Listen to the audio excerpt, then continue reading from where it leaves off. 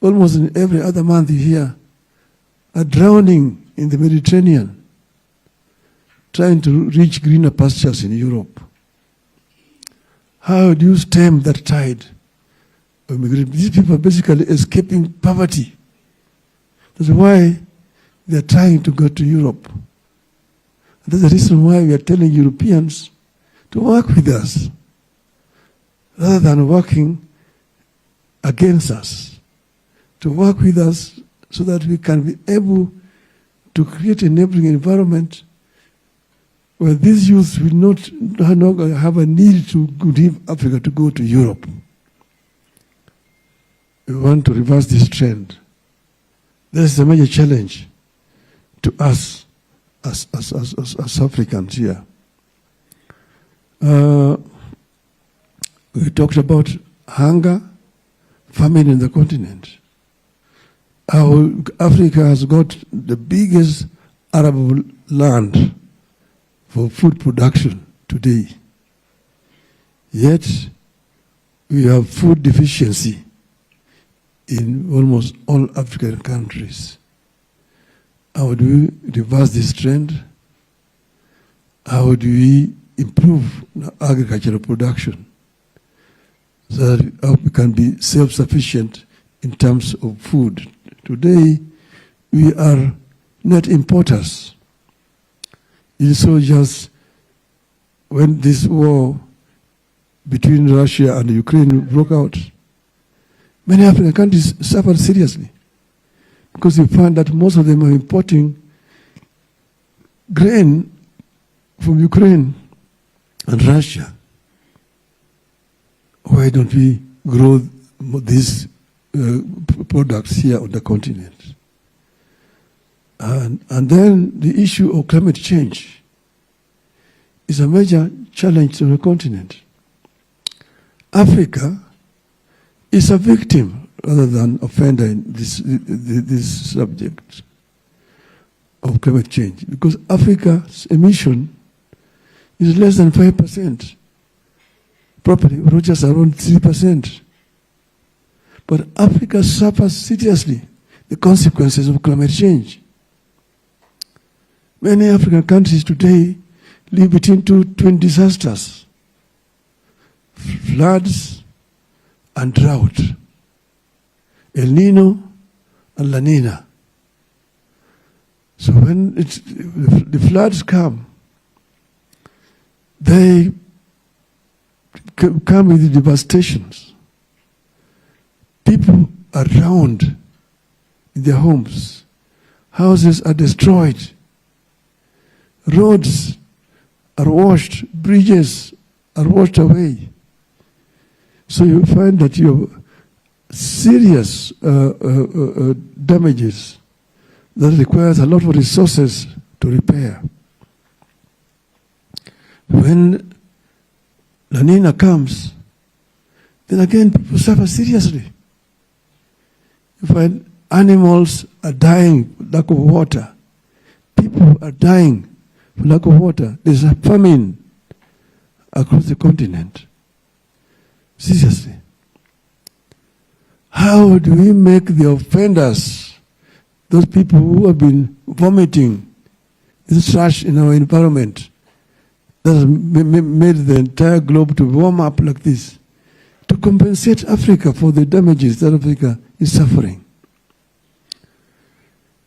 If Africa goes as individual countries to negotiate, they just take advantage of you. So there's need for Africa to negotiate as one voice for adequate compensation for this destruction of our continent. I could go on and on. There are several issues.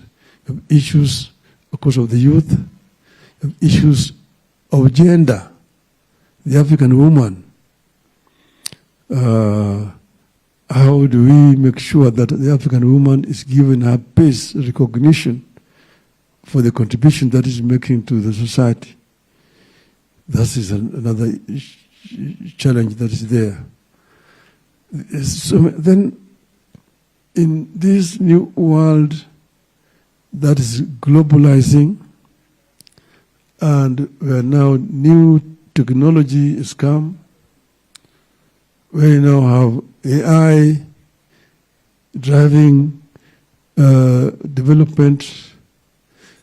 Where does Africa sit, and how does Africa use this new knowledge to leapfrog development, to be able to catch up with the rest of the world?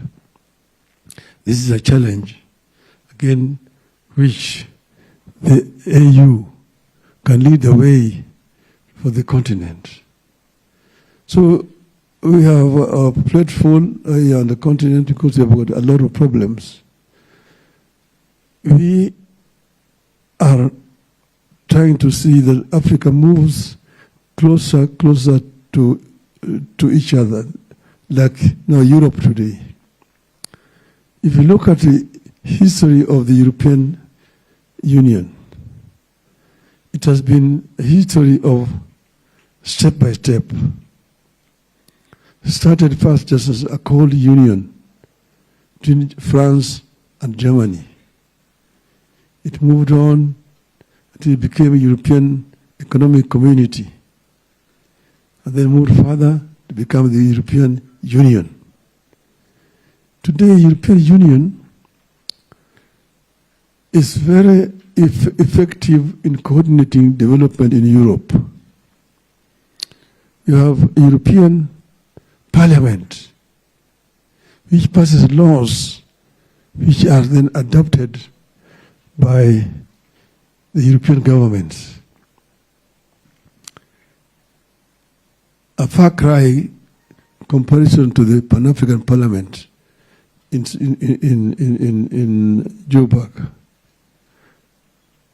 You have got the European Court of Justice, and then the European Union Executive in Brussels.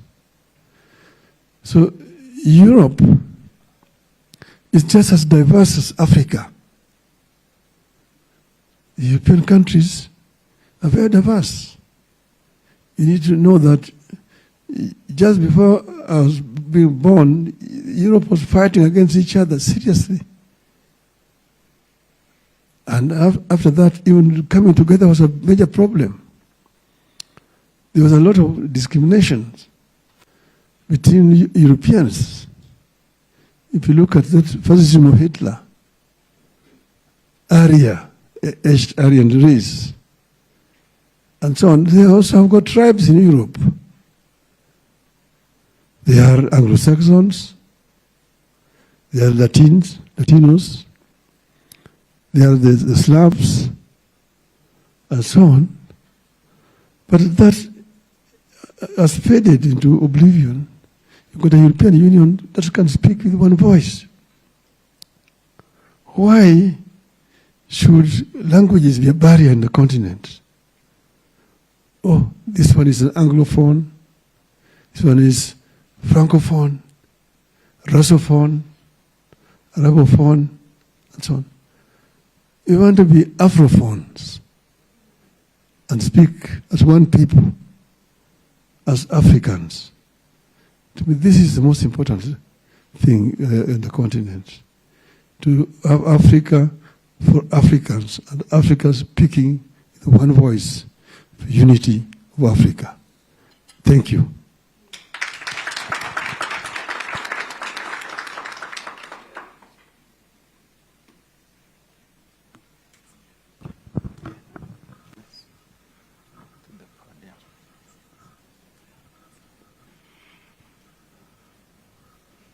A round of applause, please, for the candidate. Thank you. Thank you. Like I previously indicated, please, one question. Do we have roving mics? Who is helping me with the mics?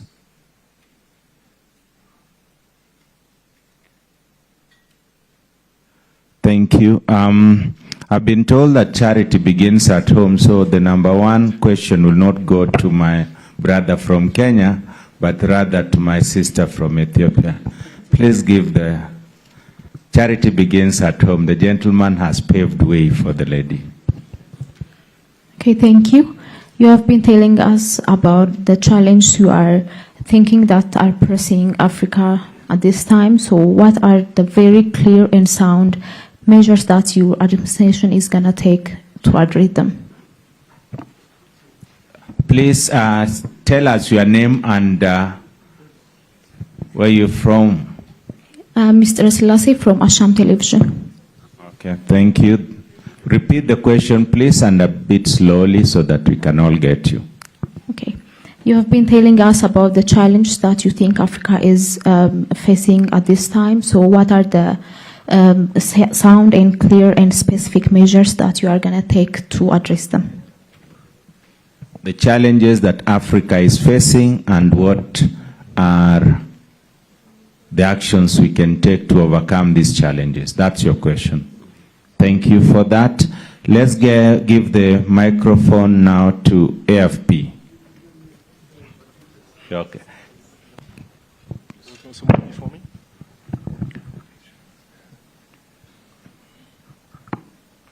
Sorry, I said we take one question, we get an answer, then we take the next one. I'm not rewriting that. So let's give the candidate time to answer that question. What the challenges that he has identified that Africa is facing, what are the solutions to those challenges?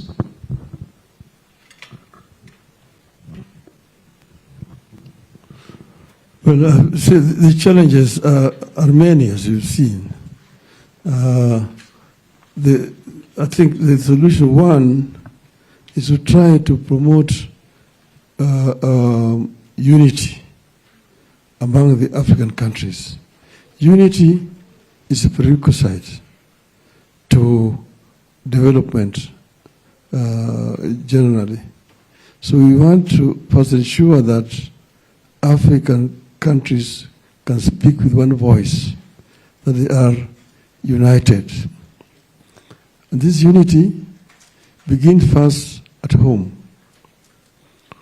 We'll try to work with the government of the African Union to ensure that there is harmony and peace within the countries. Peace is very important, prerequisite to development. Areas where there is conflict, we want to ensure that these conflicts are brought to an end and that people can concentrate on the task of nation building in those countries. Secondly, you've got these regional groupings, what we call RECs, the East African Community, the SADC, ECOWAS, and Maghreb, and so on. We want to ensure that these regional groupings actually work properly and harmoniously, because they are the building blocks of African unity, Pan-African unity, so that whatever we're doing can be implemented through these regional groupings. I'll give you an example. You've got the issues like the issue of infrastructure mentioned. And I have been fortunate to have been the high representative of AU on infrastructure. AU has got ambitious program, what is called PIDA, a program for infrastructure development in Africa. And they've identified several projects, like the Pan-African highways. Secondly, the African high-speed railway network. Then you have got the energy program across the continent. Then you have got transport, air transport, and also water transport. And then there's fiber optic connections between the capitals of the continent. Now, each of these infrastructure programs have got what they call the champions, headed by a president, champions in them. But most of those projects have not moved.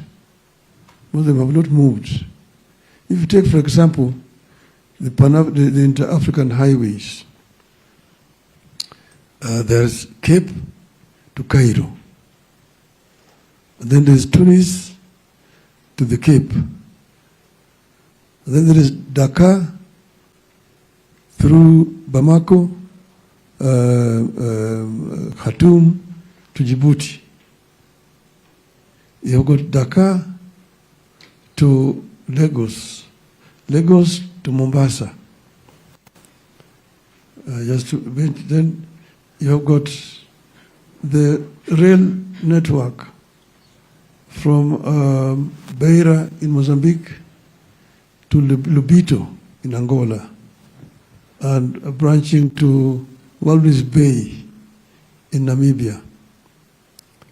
You've got another high-speed rail network coming from Lagos, going through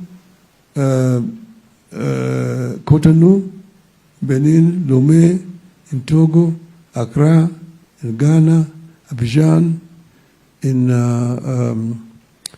Côte d'Ivoire, Freetown, going to Conakry, going all the way to Rabat, to Algiers, Tunis, to Cairo. Lagos to Cairo. Then you've got Lapset, the Lamu port in Kenya, going through Juba, Bangui in Central African Republic, to Kribi in the Cameroon port, which links the Atlantic Ocean and the Indian Ocean and opens up the indeed landlocked countries within the continent to rail transport.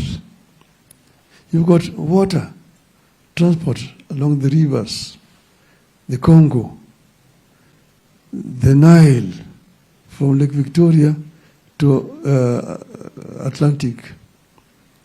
All those are there, but they're just on paper. They are not being implemented. So why are they not being implemented? That is the question that we need to answer so that these projects can be implemented. There is open skies. This is the air transport across the continent. That makes it easier without effective ground infrastructure. Air transport is an intermediate way of moving people and goods. Yet even there is a bureaucracy. Each and every country has got its own air traffic control system. So to overfly the airspace of a country, you need permission from the National Air Traffic Control Authority. And they are not properly coordinated so that that permit can be issued within 1 hour. You can take 2 or 3 days to get the permits to overfly. And even the commercial airlines that are flying are having to pay a lot of fees. You're charging somebody for flying in the air and you've done nothing in that air. It's just transiting. It's stupid because it makes it very expensive for travelers. Air transport in Africa is more expensive than it is in Europe. This is, for example, low-hanging fruits that can be harvested very easily and quickly. So I'm saying that to answer your question, the challenges and there are solutions. Why are we not using the solutions to deal with the challenges? Okay? So that is not for me to answer. I'm saying that I have an answer. If I'm given an opportunity to come and sit here I will be able to move the organization to getting solutions to these problems. Thank you. Thank you so much. The second question, AFP, please. Dylan Gamba, AFP. Asante sana, Baba. There is currently growing tension between Ethiopia and Somalia regarding the signing of a MOU between Ethiopia and Somaliland. What is your stance and what is your opinion on this issue? Asante sana. Thank you. Well, these tensions exist between several countries. There's tension between Ethiopia and Eritrea. There's tension between Ethiopia and Egypt. There's tension between Ethiopia and Somalia, because of the Somaliland and so on. My view is that where there's a problem, there's a solution. There's a solution. And solution is basically getting people together to have a conversation and negotiations so that these problems can be solved. I don't know any other way of doing it. I'm sure that we'll be able to solve these problems. Thank you. Thank you. Third question, where is a gentleman from Citizen? I think he's waited for too long. Sorry. Thank you for your kindness. Thank you very much. Right Honorable Raila Odinga. My name is Seth Olale from Citizen TV Kenya. Mine would be, Right Honorable, how do you intend to navigate through the geopolitics of Africa, of the continent, in securing your candidacy? You have, like you mentioned in your speech, you have the Francophones, you have the Arabic nations, you have the SADC, and then you have EAC, not forgetting the Horn of Africa. How do you intend to navigate through that? You see, then some of these problems artificially created. Because, you know, when Africa was fighting for independence, there was a lot of unity. You see, for example, Dar es Salaam became the headquarters of the liberation of Southern Africa. You find the Mozambican Frelimo at their camp there around Bagamoyo. The ANC were around Morogoro and so on. They were being supported easily. Before that, you find that a number of South Africans who are going to Europe, escaping the apartheid, were getting their travel documents in Dar es Salaam. I myself, because the colonialists could not give me a passport because of my father's involvement in the liberation struggle, I was taken to Dar es Salaam and I got my travel document from Mwalimu Nyerere. And that's how I went to Europe.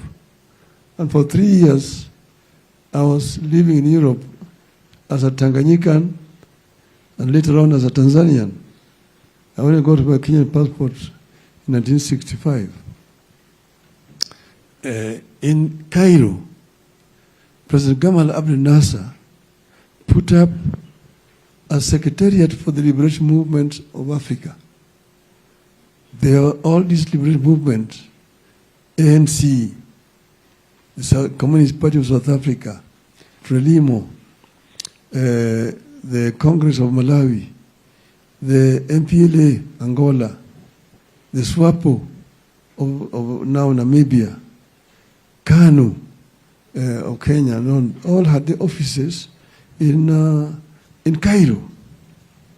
And that is where they are coordinating support for liberation movement and all those countries. Nkrumah had set up a center in Ghana where most of these people are living in exile. Mugabe was a teacher in Ghana. A number of Mozambican leaders were there in Ghana.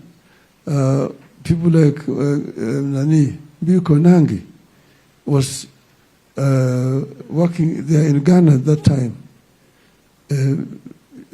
Joy Padma, many people. So Africa was then very united during that period. There was no Arab Africa, there was no Franco-Africa, there was no Anglo-Africa. The support was universal across the continent. Those founding fathers, Ahmed Sékou Touré of Guinea, Modibo Keïta of Mali, Léopold Senghor of Senegal, Kwame Nkrumah, Ghana, Nnamdi Azikiwe, Nigeria, Ahmed Ben Bella, Algeria, Gamal Abdel Nasser, Egypt, Haile Selassie, Ethiopia, Mwalimu Nyerere, Tanzania, Jomo Kenyatta in Kenya. Those were Pan-Africanists at that time. So they were never thinking about themselves as coming from these colonial states. They are seeing themselves as Africans first. And I'm sure that we are able to recreate that spirit of Pan-Africanism that will unite Africans irrespective of their ethnicity, of their colonial heritage, or of their linguistic heritage, but that they are Africans. First and foremost, be Africans.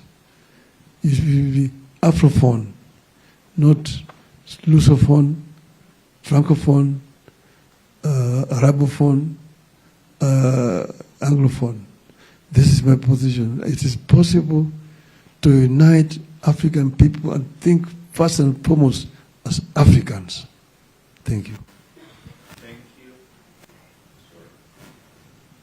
Thank you. We had a freelancer, yes, on that table. Thank you, Mr. Prime Minister. As you said, much of the population of the continent are under 35, and you're giving us names that a majority of us no longer identify. I mean, it's history. You're running for a position that should look ahead. For instance, you know, if you walk into the African Union headquarters, much of the work of the African Union is funded by the European Union, including the peacekeeping that's happening in Somalia. The building itself is built by the Chinese. You talk about all kinds of things you say that should be done in the continent. How do you want to pay for it? How should the leadership, or under you or the other candidates, be able to pay for it and embrace an idea that's independent, financially self-sufficient than the status quo at the moment? And my second question is, we're seeing uprising happening in this continent. In your country, it's happening in Mozambique. What are these young people telling the African leadership? Thank you. Thank you. First, I will give you history because history is important in a development. You cannot develop without history. That's where we come from. But I'm saying you don't want to live in history. We are living for the future. But because of history, we don't want to repeat the mistakes which you have made in the past. We want to use it to inform what we want to do going forward. Yes, it is true that currently the bigger portion of the budget of the AU is funded by European Union, other countries. Now, that is also historical. But ask yourself, why should that be the case? Who is funding the European Union? The European Union is funding itself. The member states of the European Union fund the European Union. Why is it that EU should be depending on foreign funding for its operations? That is, again, a question that needs to be answered by the leadership of the continent. I'm saying that we can be able to mobilize our resources within our continent to fund our development. But countries will contribute on the basis of the benefit they get from the organization. If it is just a dead-end investment, most countries should not see the need. But if they see that AU is doing something that is beneficial to themselves, I'm sure that most African countries will be willing to fund the activities of the AU. That is my view. Now, yes, the youth, I've mentioned that the African youth is vibrant, and African youth needs to be challenged. African youth needs to be empowered. If African youth is empowered, it will become a source for wealth creation in our country. There are countries similar to Africa. You see, you need the economies of scale. There are some countries which are just too small in terms of population to be able to benefit from demography. But if they come together, then you will have the benefits of the economies of scale. You look at China. China's population is almost the same like African population today. China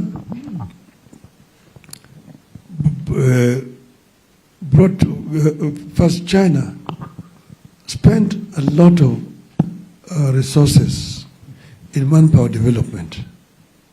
They developed a highly skilled manpower, the youth of China. So that when they liberalized their economy, they opened it up, China became a very, very attractive investment destination. So most of European manufacturers saw one, highly skilled and cheap labor. Two, they also saw a cheap source of raw materials. And that's why they rushed to China. You look at these automobile manufacturers, Mercedes, BMW, VW, Peugeot, Citroën, Volvo, Ford, Nissan, Toyota, Hyundai, they're all in China. All manufactured in China and are exporting to the rest of the world. Just, irrespective of China's economic, and political philosophy, they rush to China and produce in China. Why can't they come to Africa? The cheap materials that they are rushing for in China is made with raw materials from Africa. China imports bauxite from Africa to make aluminium products.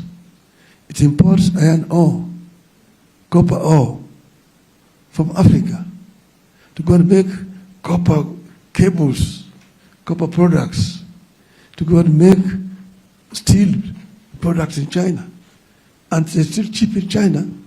That's why the American companies are rushing there to China, the European companies. Why can't we do that in Africa itself? It's now because China has now moved on with that advantage that they created. China managed to move 600 million people from poverty to middle income status. So China today has got the biggest middle income in the world today. But China is no longer the cheapest today. China's labor cost is no longer that low. There's a gap down there which Africa can fill. And Africa can use the same scenario to be able to also take off. You've got the youth, and African youth today is very dynamic. African youth. If you look at the social media, it's dominated by African youth. You see, this AI, African youth actually have been able to get a hold of AI, and they're very much into it. So what you need is basically create facilities for them, have connectivity. Mr. Prime Minister, my question was, what are the young people telling you in terms of the uprising that you're seeing in Kenya and in Mozambique? My question wasn't on China or AI, respectfully. What are the young people telling you when you see the young people protesting, uprising in your country, in Mozambique? What are they telling you? It's not a question of how China has become advanced in the last 40 years or how AI will have an impact in our lives. But specifically, my question is, respectfully again, is what are you seeing, what are you feeling when you see young people do the uprising? We're beginning to see risking their lives and so many young people, Africans, dying in their own countries. Thank you. That, of course, I was trying to answer maybe in a longer way. But yes, it's not just Kenya or Mozambique. Political challenges exist virtually in all countries in the world. It's not only in Africa. You'll find demonstrations in Colombia. You will find the other time in France, they were burning tires on the streets in Paris, and so on and so forth. So every country has got its political challenges. It's not only in Africa. It is all over the world.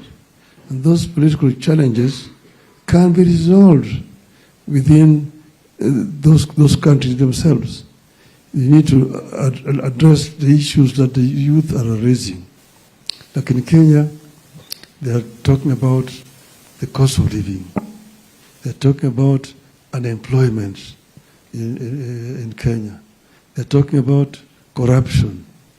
You see, they talk about ethnic discrimination, things like those. So those are challenges that can be resolved within the context of Kenyan society. The same thing in Mozambique. They're talking about the elections. Elections have just been held, and some people believe that they are probably not as transparent. That there were some kind of cheating, probably in the process of announcement of results. That happens in virtually every society. You saw it in the U.S. the other time. People marching to the Congress, storming the Congress. So it is not only happening in Africa. It's happening all over the world, and there are solutions to those problems. Thank you, thank you. And the very last question, let's have the gentleman there.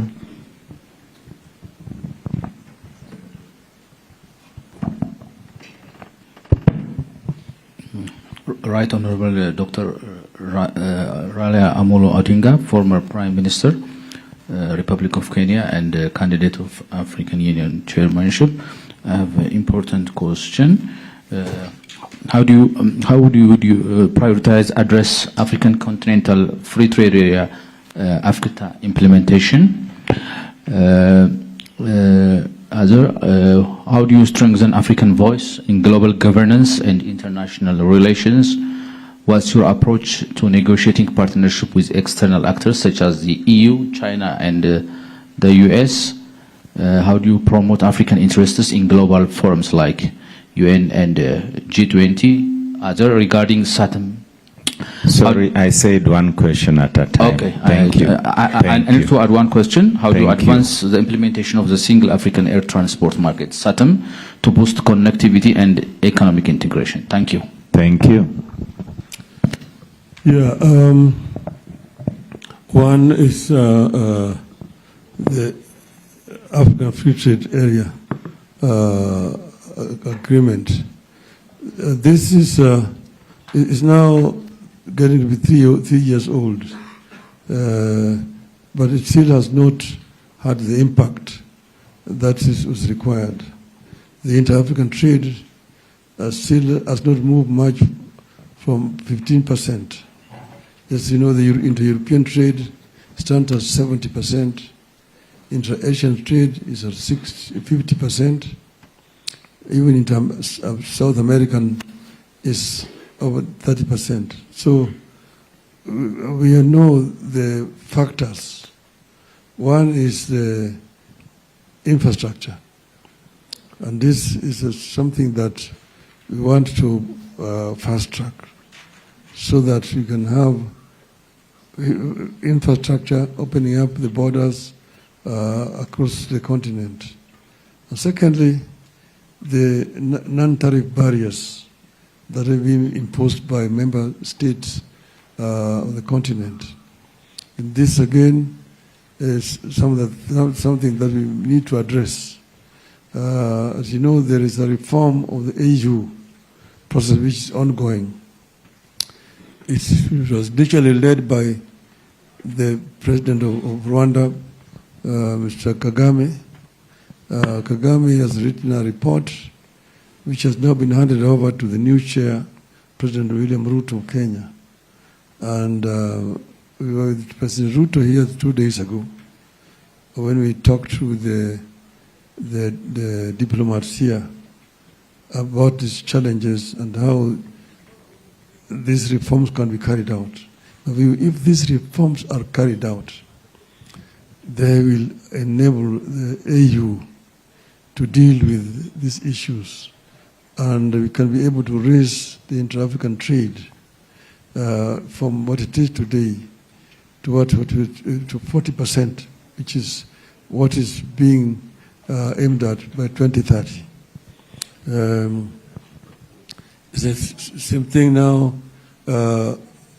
It will then also help us in dealing with our other trading partners, that is the EU and also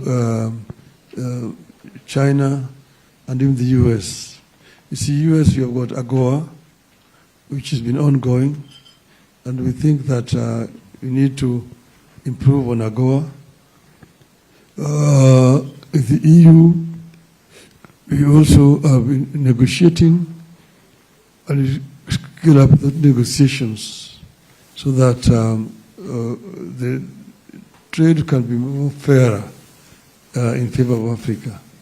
You see, for example, you take just a simple item, coffee. You see, coffee is produced primarily in Africa and in South America. But we find that the European country, I will not mention which one, earns more out of coffee than all these coffee-producing countries, Brazil and Africa, put together. So, because the auction center, it's not in Africa or South America. It is somewhere in Europe. How do you change this so that the African coffee producers can benefit? There are so many other things that we need to negotiate so that we get a fair deal on the international market generally. Thank you. Thank you. I saw one last hand, and since not so many ladies have spoken, I see one across the room, please. Where is the microphone? There's another one there. Oh, there's one at the back. Okay. No. Okay, There's another thank one you there. very much. Okay. I'll take the lady at the back, the lady here, and Okay. and one there. The lady, not the gentleman. The gentleman already spoke. 3 ladies. Thank you very much, Mr. President. My questions are, as we all know that everybody... Please introduce yourself and the media house. Rahma Mohammed from Tarata 97.6 FM station in Addis. I can't see her. Can she move? Can you try and stand this side so that the candidate at least can appreciate and see you? Okay.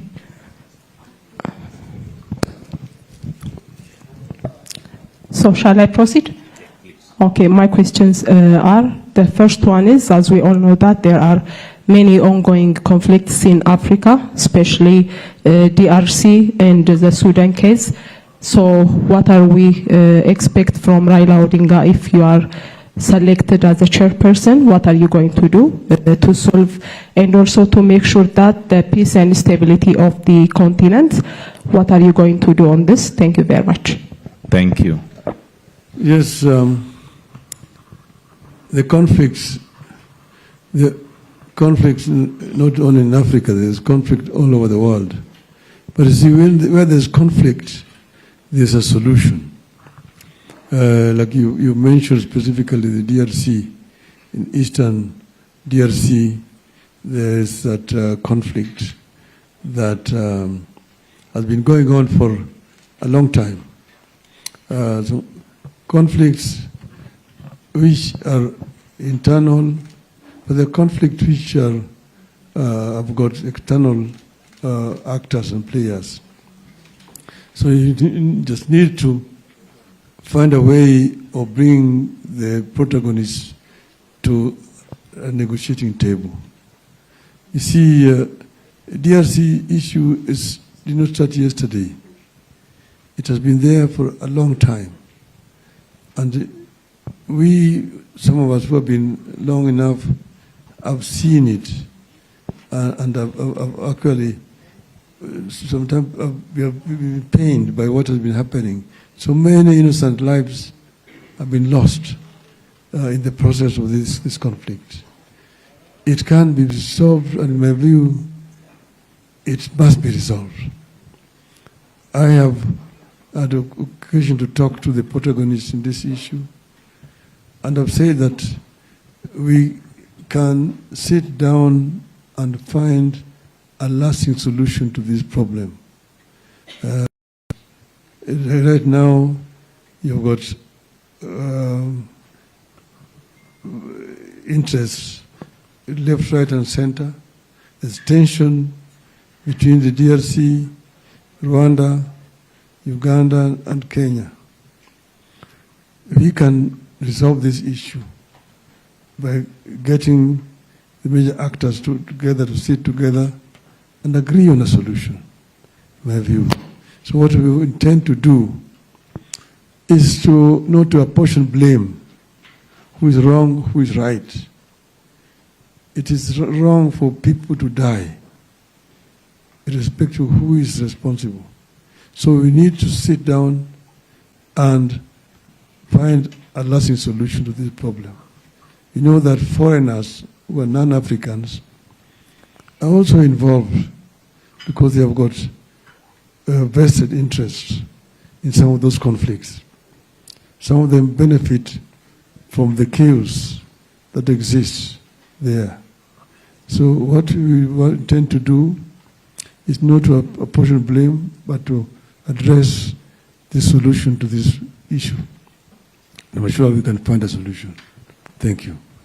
Thank you. Yes. Okay, thank you. My name is Konji Zaude. I'm working at the local television station.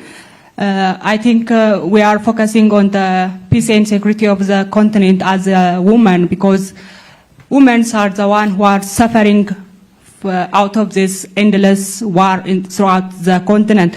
My focus also on the silencing the gun, which is the Agenda 2063 of the AU's. How do you address your measures to keep the gun silence throughout the continent? And also there are so many armed groups in Africa. What are you going to do with those groups which are creating war, disability, and displaced the societies where they are living and who creates the problem across the continent? What measures are you going to take throughout your administration time? Thank you. Yes, as you rightly said that they say the guns will be silent by 2020, but they are not silent. They are still loud and speaking very loudly. Yes, I said when I was making my comments earlier here that you need to address the root causes of this problem in order to find a solution. You know, some of them is historical, some of them have got the roots on resource sharing, some of them are ethnic, some of them are cultural, some of them have got to do with the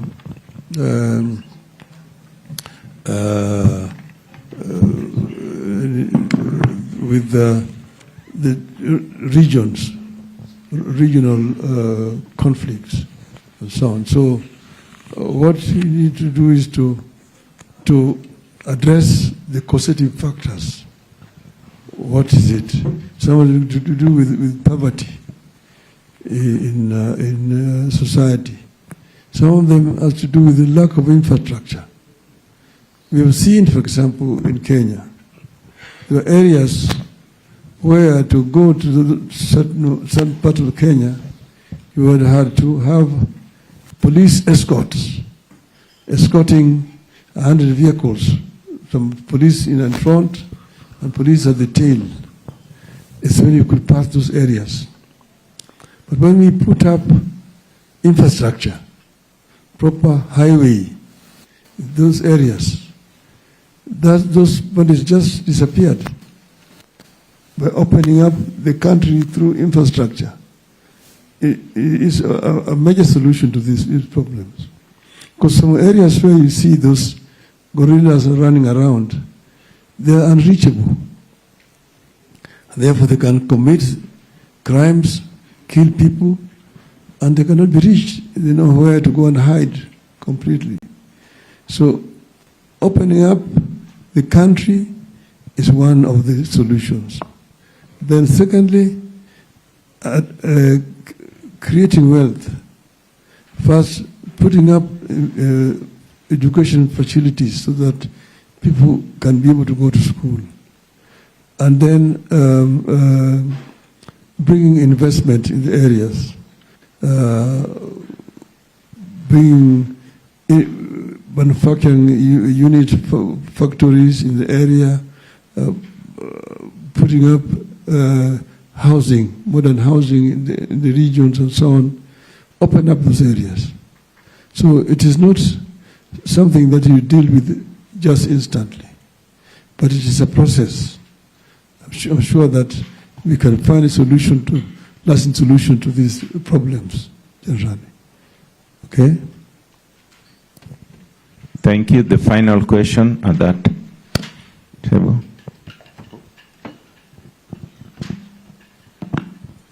Thank you, Right Honorable. I'm coming from my own media, Africa in Change, which is focused on youth in Africa.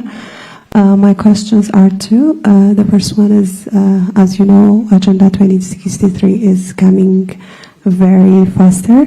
So about good governance, what are the measures that you have planned to do? What you understand is group? Pardon, sir? Repeat the question, please. Okay. My first question is related to good governance. Agenda 2063, one of the team is bringing a good governance to Africa. So what is your plan to implement this in a very serious way, maybe abstaining state countries who are repeatedly participating in war, or bringing the governments into court, not to ICC, but the African court. You can't hear me? Good governance. It's about good governance. The first one is good governance and measures that are taken to make sure we have good governance. Thank you. The second one is... No, one question only, please. Okay, recommendation then. How are you going to make independent, the EU independent from other incomes, like bringing our own financial independence? Thank you. The question is, how are we going to enhance good governance in Africa? and how can we enhance the independence of the African Union? Thank you so much. Good governance, as you know, African countries are not uniform. They're coming from different historical backgrounds. But what you need to do is basically have a basic minimum standards that must be enforced for a country to remain a member of the Union.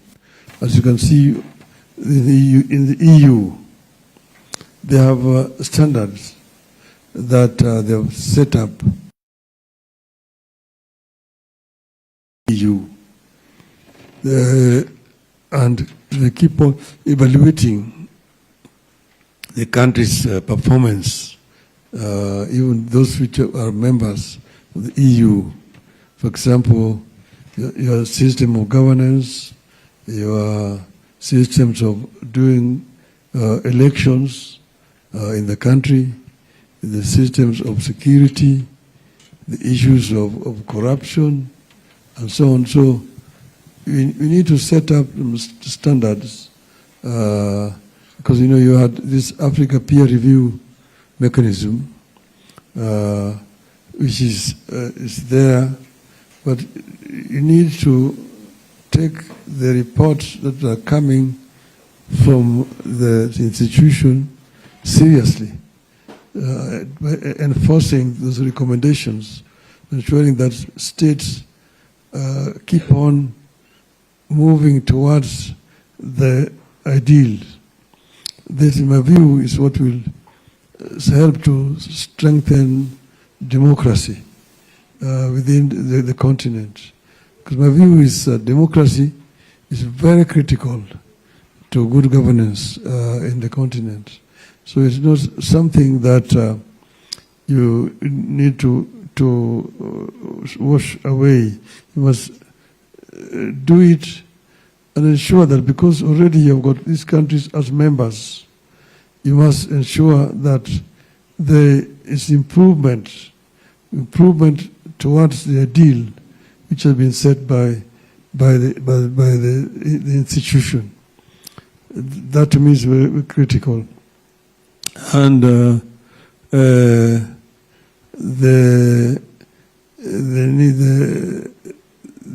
people themselves need to be allowed to speak, so that people's voices are heard.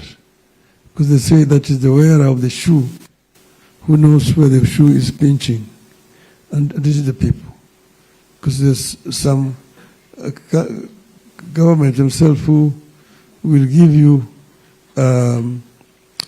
because of a rosy picture of themselves.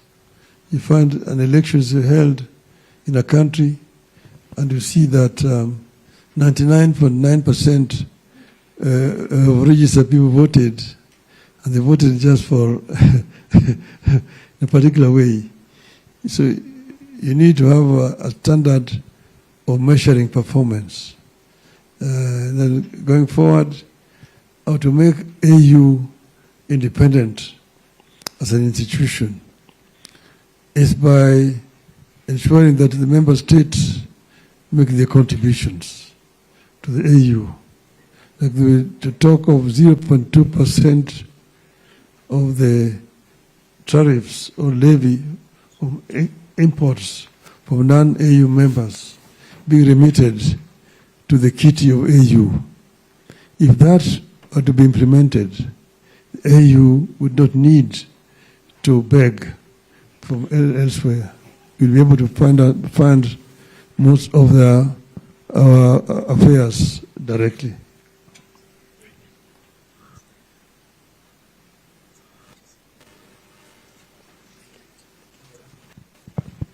Thank you so much for that. Colleagues, I know we have so many questions, but that's the much that we can take because there are other engagements and we also have travel plans. Let me also take this opportunity to inform that yes, we are receiving, as we sit here, request for exclusive interviews.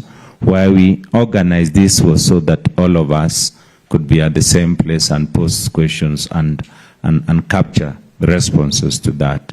So we will not be in a position to offer exclusive interviews except for the AFP, who had made an earlier request and which had been granted, and that's the much time that we do have. So you will bear with us that we are not able to grant more exclusive interviews. With that, I just want to also make a second announcement that we do have lunch for you all. So kindly, after this lunch is served, let's give a round of applause to the candidate for the responses he has had. And let me also take this opportunity to thank the members of the Fourth Estate. You play a critical role, a very critical role, in telling the story of Africa. And since you're the ones telling this story, that role is important in helping Africa advance its story in terms of the solutions that we are putting in place to address some of the challenges that you have so eloquently put. Therefore, I would like to encourage you to continue to tell the story of Africa as it is in terms of the programs under Agenda 2063, in terms of the